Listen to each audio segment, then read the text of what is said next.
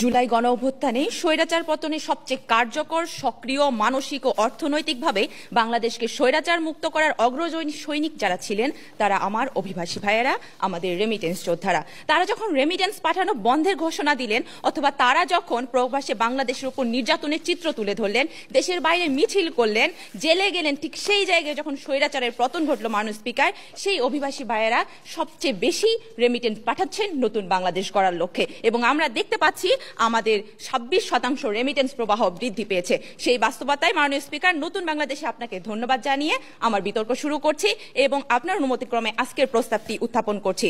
এই সংসদ মনে করে অভিবাসী কর্মীদের যথার্থ মূল্যায়নই রেমিটেন্স প্রবাহ বৃদ্ধি করতে পারে।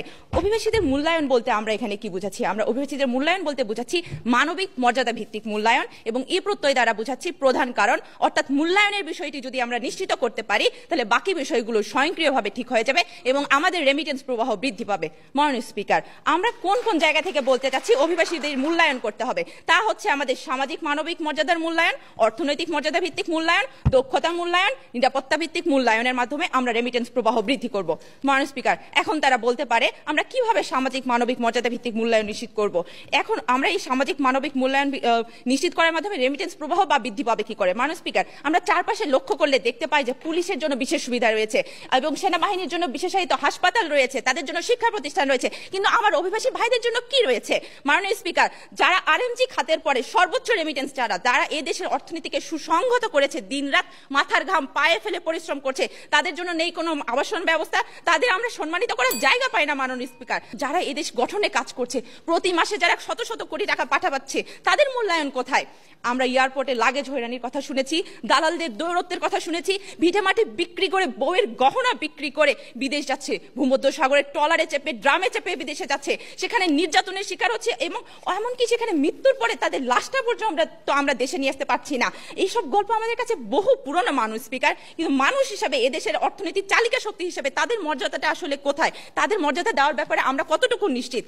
এই যে আমরা তাদেরকে মূল্যায়নের জায়গাটা যদি নিশ্চিত করতে না পারি, তাদেরকে মানুষ হিসেবে যদি আমরা মর্যাদা দিতে না পারি, মাননীয় স্পিকার, তা আমার সরকার কি করছে? আমার সরকার প্রবাসীদের অ্যাপ নিয়ে কাজ শুরু করেছে, তাদের জন্য বিশেষায়িত লাউঞ্জ সুবিধা দিয়েছে, প্রবাসী কল্যাণ ব্যাংক ঋণ দিচ্ছে, প্রবাসীদের নিজে গিয়ে আমাদের প্রধান উপদেষ্টা ফুল দিয়ে তাদেরকে কৃতজ্ঞতা জানিয়েছেন। আমি কোট করে বলছি আমাদের প্রধান উপদেষ্টার সেই কথাটি যে জুলাই গণঅভ্যুত্থানে প্রবাসীদের ভূমিকা অনস্বীকার্য, তাদের অবদানে দেশ এবং জাতি হিসেবে আমরা কৃতজ্ঞ। এই যে কৃতজ্ঞতা বোধের জায়গাটি মাননীয় স্পিকার, তাদের প্রতি যে সম্মান প্রদর্শন করা হলো, এই জায়গাটি আসলে আমাদের দরকার এবং তাদের এই মূল্যায়নের ফলে আমরা দেখেছি যে মাননীয় স্পিকার, আমাদের রেমিটেন্স প্রবাহ বৃদ্ধি পেয়েছে, তাদের দেশ গঠনে তারা ঝাঁপিয়ে পড়েছে, তারা কাজ করছে। এই মূল্যায়নটি আসলে যথার্থ মূল্যায়ন, আমাদের এই মূল্যায়নটি আসলে দরকার। মাননীয় স্পিকার, আমাদের জুলাই গণ অভ্যুত্থানে যখন সেই কাতারে 57 জন অভিবাসীকে আটক করা হলো, সেই অভিবাসীকে শুধুমাত্র ইউনূস সরকারের সম্মানার্থে তাদেরকে বিনা শর্তে মুক্তি দেওয়া হলো। এই যে তাদেরকে আমরা নিরাপত্তাগত মূল্যায়নটি দিতে পারলাম, এটি আসলে আমাদের যথার্থ মূল্যায়ন এবং এটির মাধ্যমে আমাদের রেমিটেন্স প্রবাহ নিশ্চিত হবে। মাননীয় স্পিকার, আমাদের যে 2022 সালের একজন পরিবারের গল্প শোনাতে চাই আপনাকে। 2022 সালে পরিবারের হাল ধরতে গিয়ে সৌদি আরবে পাড়ি জমান সাভারের সাবিনা, অমানবিক নির্যাতনের পরে সেই দেশেই তার মৃত্যু ঘটে, কিন্তু দিন শেষে তার লাশটিও তার পরিবারের কাছে পৌঁছাইতে পারেনি।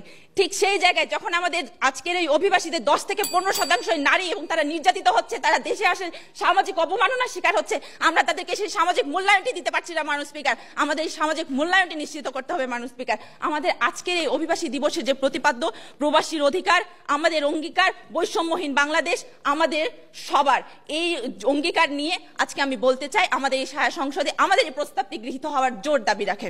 ধন্যবাদ। তৎপরতা। মানে স্পিকার, কূটনীতিকভাবে আমি তাদেরকে মূল্যায়ন করব। প্রবাসী ভাইরা দেখা যায় অনেক সময় এম্বাসিতে গিয়ে তারা অনেক সময় বঞ্চনার শিকার হয়, তারা ভালো ব্যবহার পায় না। এই জায়গায় মানে স্পিকার, আমার সরকার এমন একটি পদ্ধতি তৈরি করবে যে জায়গায় হচ্ছে মানে স্পিকার সবসময় তারা ভালো বিহেভ পাবে এবং তাদের যে কোনো সুযোগ সুবিধা, আইনিগত সেবা, নিরাপত্তা সমস্ত কিছুই পাবে। মানে স্পিকার, আরেকটা জিনিস হলো আইলে কনভেনশন 189 অনুযায়ী দেশের গৃহ শ্রমিকদের তুলনায় প্রবাসী গৃহ শ্রমিকরা অনেক বেশি লাভবান হবে এবং তাদের অধিকার ফিরে পাবে।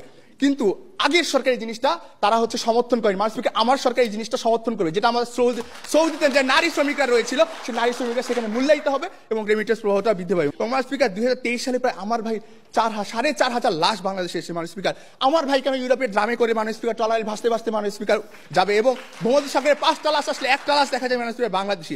মানে স্পিকার, আফ্রিকার জঙ্গলে কেন আমার বাংলাদেশের লাশ থাকবে? মানে স্পিকার, আরেকটা জিনিস হল মানে স্পিকার, লাশ আনতে প্রায় 13 থেকে 10 লাখ টাকা। মানে স্পিকার, সেই জায়গায় আমার সরকার ওয়েদার কল্যাণ বোর্ডের মাধ্যমে সার্টিফিকেট একদম ফ্রি করে দেবে মাননীয় স্পিকার। এবং এই যে তাদেরকে মরণোত্তর একটা যে আমি মূল্যায়ন করলাম মাননীয় স্পিকার, অর্থনৈতিক যে মূল্যায়ন, এই মূল্যায়ন করলে কিন্তু মাননীয় স্পিকার তার যে চিন্তা ভাবনার জায়গাটা এটা প্রসারিত হবে। এবং অর্থাৎ মাননীয় স্পিকার আমি আপনাকে বাস্তবিকতার উদাহরণের মাধ্যমে দেখিয়ে গেলাম যে এইভাবে মূল্যায়িত করলে আমার হচ্ছে রেমিটেন্স প্রবাহটা বৃদ্ধি পাবে। তাই মাননীয় স্পিকার বিশ্বাস করি আজকের প্রস্তাবটি সংসদে পাশ হবে। ধন্যবাদ।